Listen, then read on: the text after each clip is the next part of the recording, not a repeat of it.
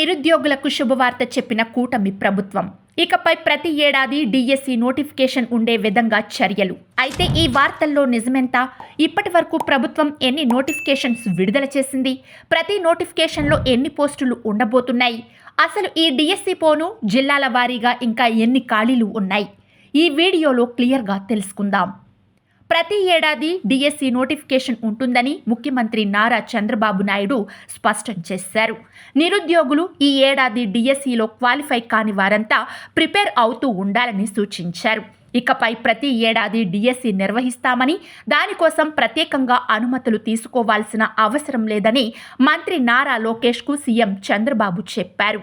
Mega డిఎస్సిలో విజేతలకు ఉపాధ్యాయ పోస్టుల నియామక పత్రాలను జారీ చేసే కార్యక్రమం గురువారం రాష్ట్ర సచివాలయం సమీపంలో జరిగింది.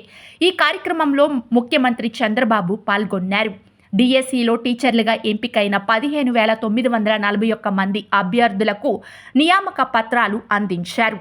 అన్ని జిల్లాల నుంచి నియామక పత్రాలు అందుకునేందుకు కుటుంబ సభ్యులతో సహా కొత్తగా రిక్రూట్ అయిన టీచర్లు తరలివచ్చారు. ఈ సందర్భంగా ముఖ్యమంత్రి మాట్లాడుతూ, సీఎంగా బాధ్యతలు చేపట్టాక తొలి సంతకం మెగా డిఎస్సి ఫైల్ పైనే పెట్టాను. అవినీతి లేకుండా పారదర్శకంగా డిఎస్సి ప్రక్రియ చేపట్టాం. టీచర్లను నియమించాం. 150 రోజుల్లో ఈ ప్రక్రియను సమర్థవంతంగా చేపట్టిన మంత్రి నారా లోకేష్ బృందాన్ని అభినందిస్తున్నాను. ఇక టీచర్లుగా నియామక పత్రాలు తీసుకున్న ఉపాధ్యాయులను అభినందిస్తున్నాను.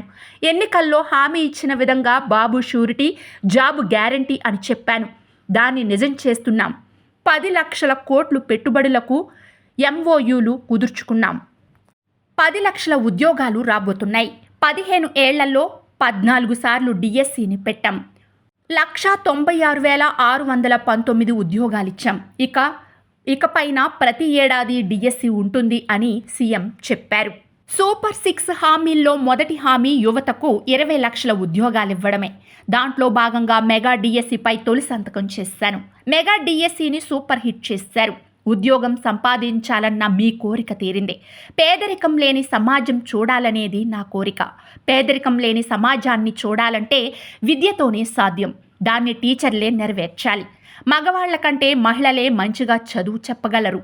ఇంటిని కూడా మహిళలే చక్కగా తీర్చిదిద్దుతారు. అందుకే సంక్షేమ కార్యక్రమాలు అందించే విషయంలో మహిళలకే ఎక్కువగా ప్రాధాన్యం ఇస్తున్నాం. మహిళలకు ఎన్నో సంక్షేమ కార్యక్రమాలు తెచ్చాం. స్త్రీ శక్తి ద్వారా ఉచిత బస్సు ప్రయాణ సౌకర్యం కల్పించాం. దీపం పథకం అమలు చేస్తున్నాం.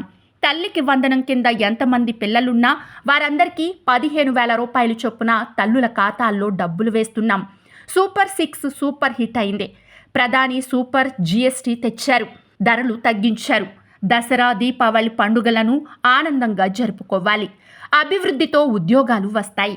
ఆదాయం పెరుగుతుంది. సంక్షేమం సజావుగా సాగించవచ్చు అని చంద్రబాబు అన్నారు. తొలిసారిగా సీఎం అయినప్పటి నుంచి విద్యపైనే ఎక్కువ శ్రద్ధ పెట్టాను. ఐటీ చదవమని ఆ రోజుల్లో చాలా మందికి చెప్పాను. కొందరు నా మాటపై నమ్మకంతో పట్టణాలకు వచ్చి చదువుకున్నారు. ఆ రోజు చక్కగా చదువుకున్నవారు ఇప్పుడు విదేశాలకు వెళ్లారు. బాగా స్థిరపడ్డారు. రాష్ట్రంలో ముఖ్యమంత్రులందరూ కలిసి ఎంతమంది టీచర్లను నియమించారో నేను ఒక్కడినే అంతమంది టీచర్లను నియమించాను. ఇది నేను విద్యారంగానికి ఇచ్చే ప్రాధాన్యత. విద్యారంగాన్ని నేను ఎప్పుడూ అశ్రద్ధ చేయలేదు, నిర్లక్ష్యం చూపలేదు. టీచర్లుగా బాధ్యతలు తీసుకున్న మీరంతా బాగా పనిచేయాలి. మంచి పేరు తీసుకురావాలి. విద్యా వ్యవస్థలో సమూల మార్పులు తెచ్చేలా టీచర్లంతా పనిచేయాలి. విద్యారంగంలో సంస్కరణలు తెస్తున్నాం. సన్నబియ్యంతో రుచికరమైన మధ్యాహ్న భోజనం అందిస్తున్నాం. పేరెంట్ టీచర్ మీటింగులు నిర్వహిస్తున్నాం. మనబడి మన భవిష్యత్తు పేరుతో మౌలిక సదుపాయాల కల్పన చేపడుతున్నాం. టీచర్ల బదిలీల చట్టంతో పారదర్శకంగా ఒక్క ఫిర్యాదు కూడా లేకుండా టీచర్ల బదిలీలు పూర్తి చేశాం. Nara Lokesh no bag day విధానం తెచ్చారు. ఇది వినూత్నంగా ఉంది. స్కూళ్లు తెరిచేలోగానే స్కూల్ కిట్లు, పుస్తకాలు ఇచ్చాం అని ముఖ్యమంత్రి చెప్పారు. విలువలతో కూడిన విద్యను అందించేలా టీచర్లంతా పనిచేయాలి. పిల్లల్లో నైతిక విలువలను పెంచేలా టీచర్లు పాఠాలు చెప్పాలి. పిల్లల్లో నైపుణ్యాలు పెంచే బాధ్యత టీచర్లు తీసుకోవాలి. భవిష్యత్తులో విద్యారంగంలో ఎలాంటి మార్పులు రాబోతున్నాయోననేది టీచర్లు ఊహించగలగాలి. మారిన పరిస్థితులకు అనుగుణంగా టీచర్లు అప్డేట్ అవుతూ ఉండాలి. నేను నిత్య విద్యార్థిని. కొత్త విషయాలు నేర్చుకుంటాను.